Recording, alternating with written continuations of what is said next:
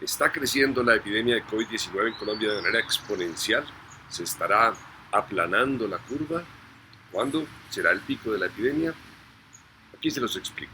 A partir de ese primer caso, el viernes 6 de marzo y durante las primeras 2 semanas, el crecimiento de la curva del COVID-19 en Colombia fue claramente exponencial, de tal manera que de haber continuado ese crecimiento, hoy, 25 de abril, tendríamos no los 5.000 casos confirmados que hay, sino alrededor de 30.000. Desde entonces, la curva ha mostrado por lo menos dos puntos de inflexión, uno alrededor del 24 o 25 de marzo, coincidiendo con el comienzo de la cuarentena, y otro alrededor del 11 de abril.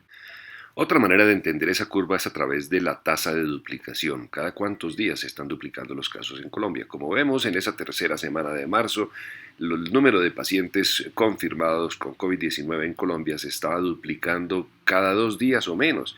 Pasó a ser de 3 días en la última semana de marzo.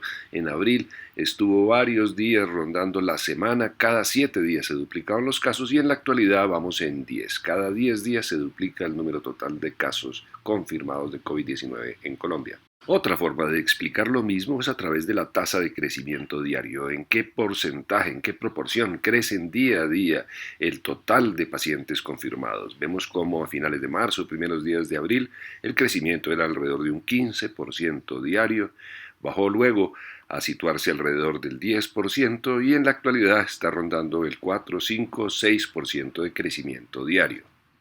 El profesor Isaac Ben Israel, antiguamente de la Universidad de Tel Aviv y hoy director de la Agencia Espacial Israelí, ha mostrado cómo este declinar de la velocidad de transmisión del coronavirus ha sido un fenómeno global.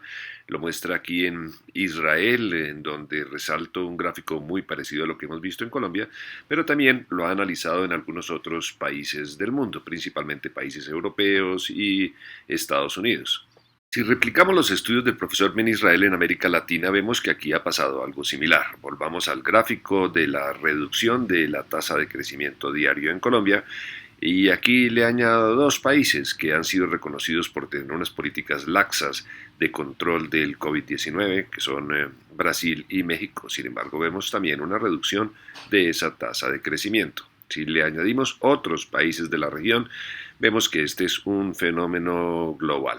¿Esto qué implicaciones tiene sobre el pico de la epidemia y la duración de la epidemia? Vemos que de no haberse hecho nada y haberse mantenido ese crecimiento exponencial que tenía en las primeras 2 semanas, el pico habría estado alrededor del 4 de junio. Si se logra reducir ese pico a 1.5, que era el objetivo inicial y que hemos sobrepasado, ese pico se mueve un mes y noten también una disminución en el volumen total de pacientes que simultáneamente estarían recurriendo al sistema de salud. Nuevamente, si se lograra un 1, que es un objetivo que se ha conseguido en algunos países como Alemania y Japón, en donde el número de recuperados día a día es reemplazado por el número de pacientes nuevos, vemos que de todas maneras habrá un pico elevado con alrededor de 800.000 pacientes basándonos en ese efecto rebaño del 70% y lo tendríamos el 3 de agosto. Ahora, si lográramos mantener ese valor que tenemos en el momento de alrededor de 5 a 6% de crecimiento diario del número total de pacientes confirmados, ese pico se movería aún más para los primeros días de octubre. Bueno, vamos a ver qué de esto se va dando con la realidad. Recuerden que los ajustes se tienen que ir haciendo permanentemente. Nos vemos en el próximo video.